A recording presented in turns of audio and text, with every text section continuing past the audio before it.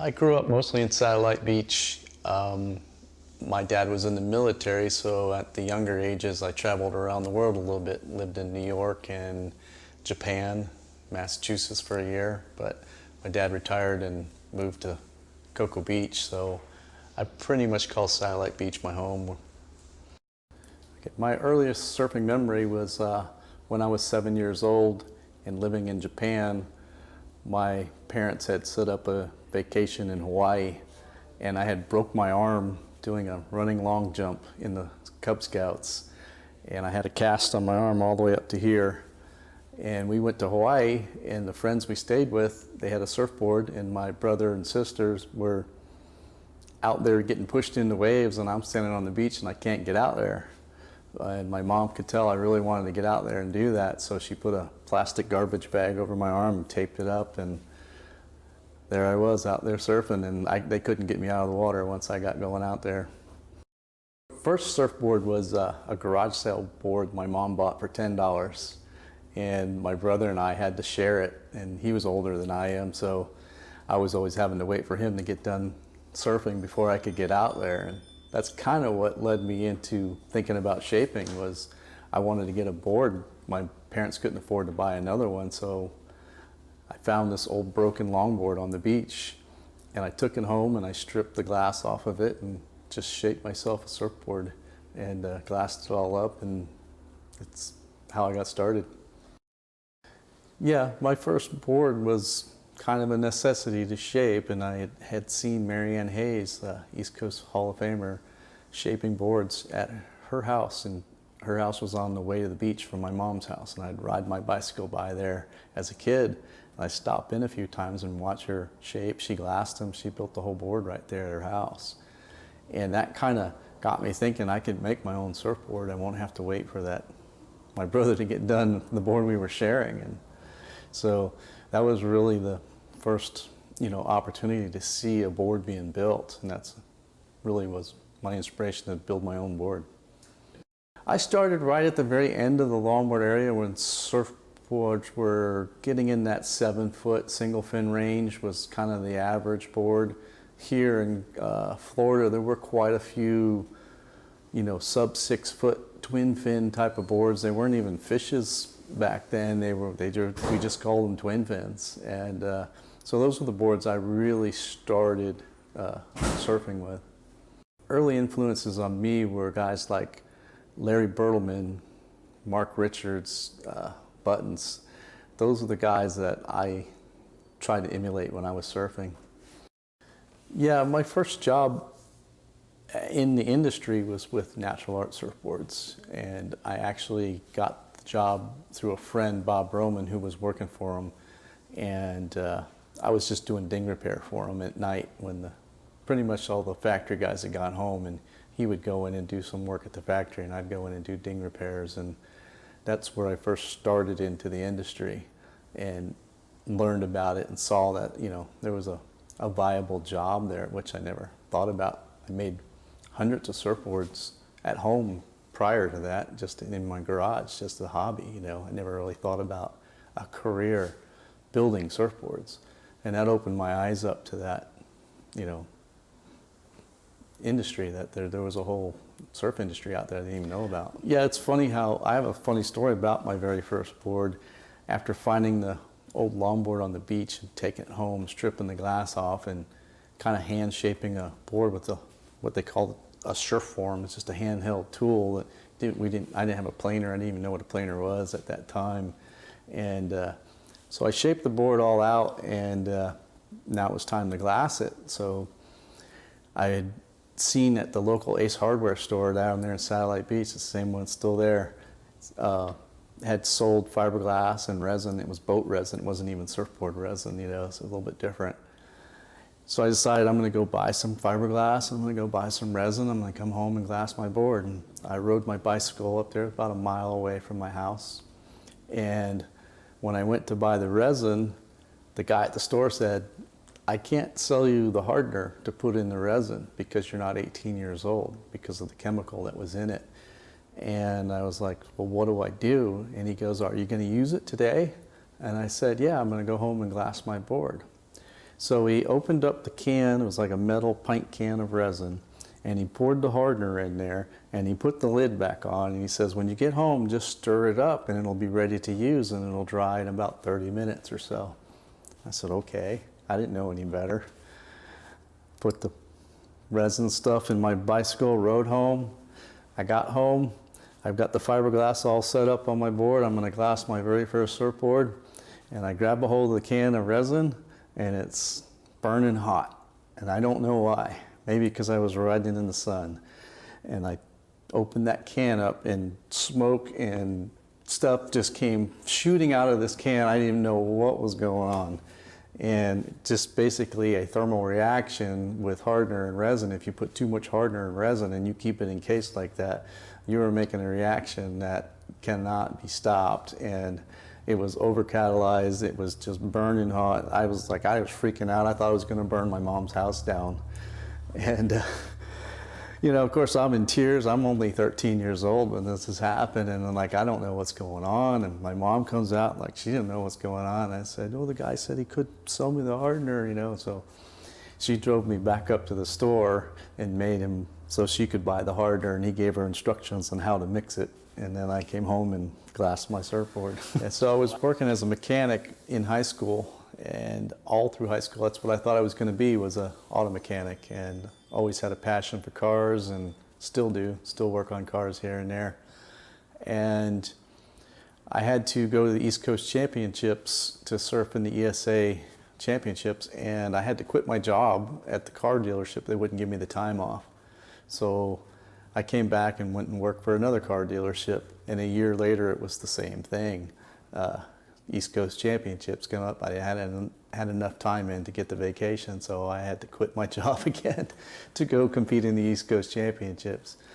And in the interim, I was working at Natural Art, doing ding repair and odd jobs in the shop at night, and a job opportunity came up, you know, to polish surfboards. And I was told, yeah, you know, if you want to surf, you can surf during the day, and just as long as you come in and get your work done at night, you know. And I was like, wow, this is the job I want. I can go surfing and then still work. And didn't really realize, you know, this whole industry existed. I don't know. I guess early on when I shaped some boards for some of my friends, and they, you know, told me what they wanted, I did it, and then they would come back and say, yeah, the board rode really good. I really liked it, you know. And I kind of thought, okay, well, I guess I did something right. Early on, you don't know. It's kind of a guessing game because you really don't have that knowledge about what works in a surfboard. And it takes years to get that kind of knowledge to where you learn how to manipulate the shape to change the way it's going to ride. I pretty much figure I'm self-taught, you know, trial and error. I probably shaped a couple hundred surfboards before I ever started working for Natural Art. I watched Marianne shape some boards and just kind of watched and learned. When I started working for Natural Art, then guys like Greg Lohr and Rich Price were shaping there, and I got to watch them and see, you know, after shaping hundreds of boards, oh, I never knew you could do that. I never knew you could do that. So I learned a lot watching them as I was doing other jobs in the factory. And it just came up that Greg was kind of moving on, and Rich Price was going to take over doing more of the Natural Arts. And they had another line of surfboards that they did called C-shaped surfboards. And that's when Pete, the owner of Natural Art, came to me and said, you know, we're looking for somebody to shape these boards. You think you want to do it? You know, because he knew, I'd shown him some of the boards I made, so he knew I shaped. So the job just kind of fell into my lap. I guess at first when I was working at it, you know, it was kind of like a new job, so I really wasn't thinking it was a profession. You know, it was just kind of a job that I did. But as I got more into it and started shaping and started realizing, you know, this could be a career, and seeing the guys before me, you know, make a decent living doing it and doing what they loved. And I really did love shaping surfboards and creating something, working with my hands. That's the thing that kind of attracted me to it.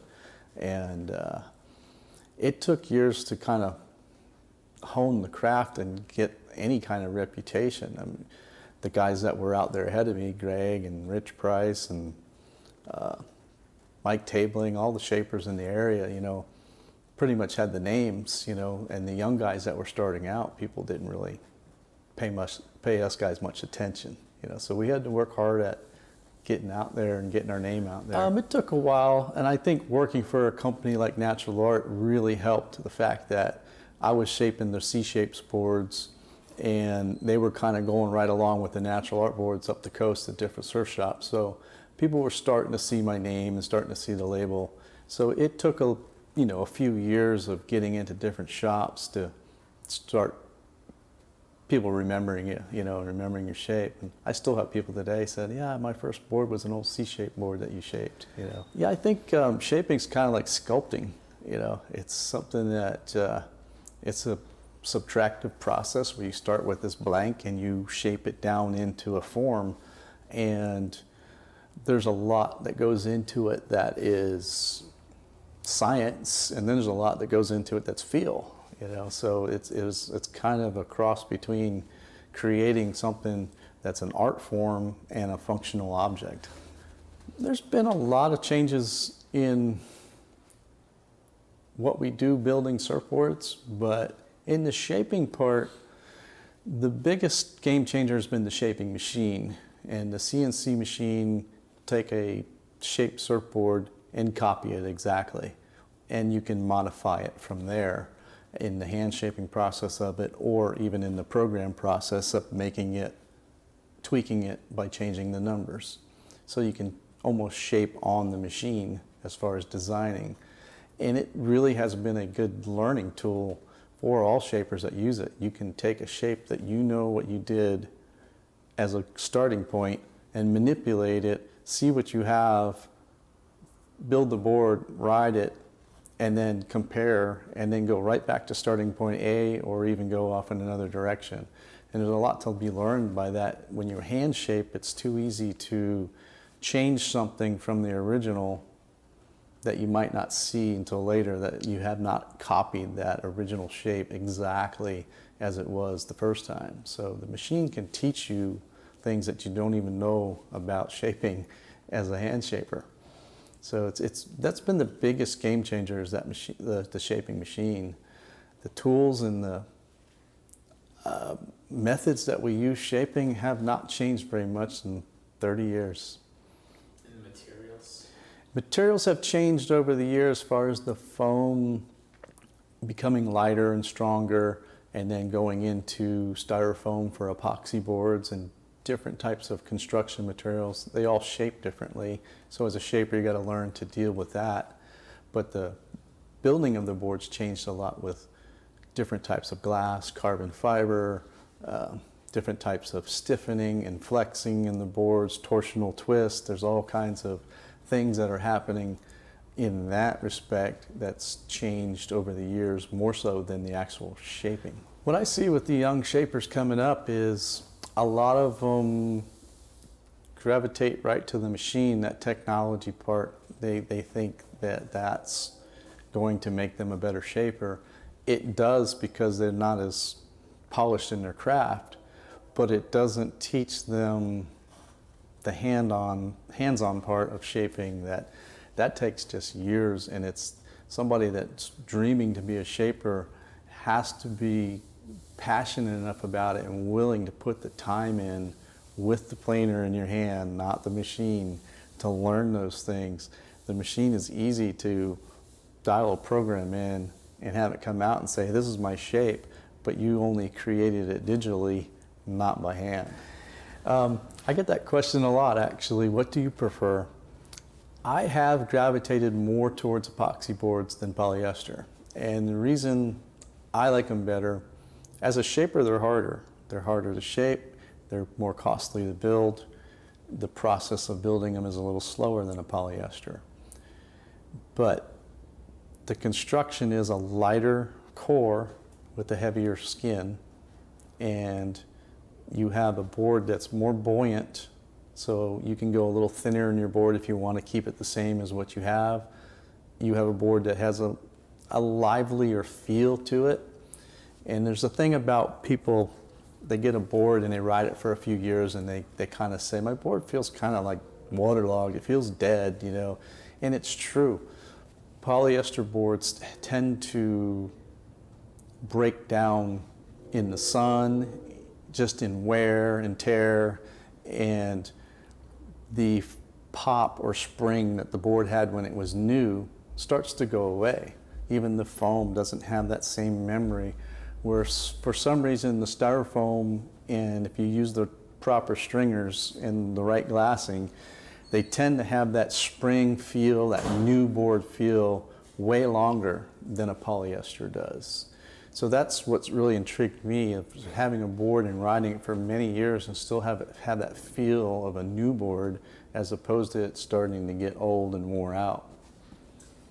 Yeah, the imports from overseas really was a big game changer when Clark Foam had gone out of business. It kind of sent this shockwave through the industry that surfboards are no longer going to be the same. And it really wasn't true, but it kind of opened the door. Imports were already coming in at a very small rate back then. They were there, and they were just kind of treated as, yeah, it's just this overseas made board, it's cheaper, it's not as good as an American made board. But when that Clark Foam thing happened, it turned into, people got scared. I know retailers that ordered containers to have drop shipped right there back in their shop with these imports, because they were afraid they weren't going to get boards from everybody. We were already doing EPS epoxy boards at that time, so that foam was ready available and the resin was ready available. There was no reason for us to say, oh, we can't get your boards to you. We might not be able to get it in polyester, but we can do it in epoxy. And if you glass it right, shape it right, you can make an epoxy board feel like a polyester too. So we could have satisfied most customers' needs with that. And it just was a game changer, and it brought that import influx in that really made a false price in what boards should be, because they were coming in cheap. They started out as that, and then they kind of got going a little bit more expensive, and the shop owners, I can understand as a retailer, were making more money on that product. And a lot of custom guys at that time were getting pushed to the sidelines, and me included. I felt like there were shops out there that dove into the import thing way too heavily. There's a range of where they be. If you have a beginner board, you have this much market, you have an intermediate market, and you have your more professional or better surfer market. And they took over the market, and it crushed a lot of people. And it's taken years for it to come back. But I think the whole country's kind of in this new state of mind that we got to take care of ourselves a little bit better, and support USA made products. And all of these imports from overseas have hurt our jobs and hurt our economy. And I think it's coming back. It's slow to come back, but I really see a shift in it to where surf shops have balanced out more, to where, yeah, they're out there, but they should be presented in what they are. They're an overseas copy board that's made cheaper. And there's some that are getting really good now. But for years, there were a lot of them that were just not that good of a surfboard and sold as if it was just as good as what we make over here. And that's the part that was really bad for the whole industry. I always like the challenge of, as much as boards change, they always kind of come back around, and old shapes come and resurface, and old ideas pop up, and people think they're new. And as shapers and board builders, you go, yeah, we did that before. And the thing is, it's like you never stop learning. As much as you think you're the best shaper out there or you know everything, somebody comes along with something and says, well, I wrote this and I like the way it did that. And you're like, well, I wouldn't have thought that, and you want to understand why as a shaper. And that keeps you going. Like, there's always something new to create and something new to try. Yeah, we're going to celebrate our 25th year in business for R&D Surf, and I started R&D Surf after working for Natural Art for about 12 to 13 years. So I've been in the industry for over 30 years, and we're still going strong.